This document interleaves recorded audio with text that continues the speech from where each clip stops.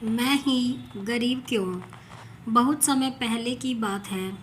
एक गांव में धर्म उपदेश देने के लिए लगे हुए शिविर में भगवान गौतम बुद्ध पहुँचे।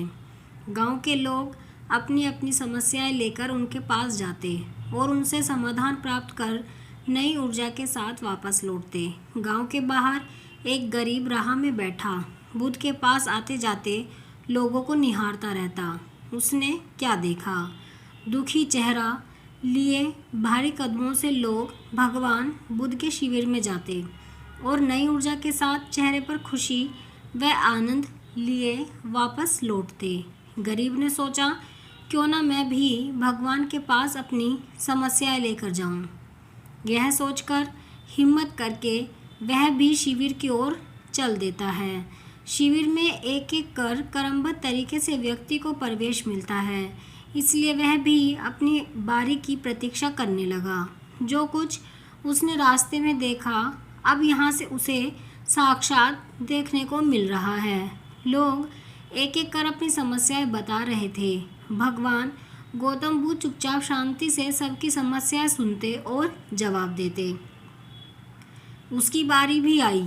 उसने भगवान गौतम बुद्ध को प्रणाम किया और बोला, भगवान मैं ही गरीब क्यों। भगवान गौतम बुद्ध मुस्कुराए और बोले, तुमने कभी किसी को दिया ही नहीं, इसलिए गरीब हो।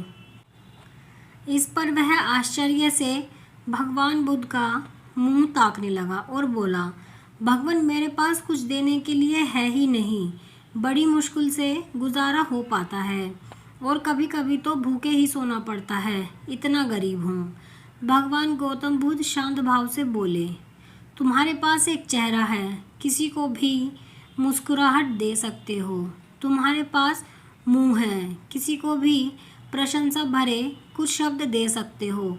जो हाथ तुम्हारे पास है, किसी की भी मदद कर सकते हो। दरअसल जिसके पास में ये 3 चीज़ें हैं, वह भला कैसे गरीब हो सकता है। गरीबी का भाव मन में होता है, मन से यह भ्रम निकाल दो। लोगों को देते जाओ, गरीबी अपने आप ही दूर हो जाएगी। ये बातें सुनकर उस गरीब का चेहरा दमक उठा। उसे अपने प्रश्न का उत्तर मिल चुका है।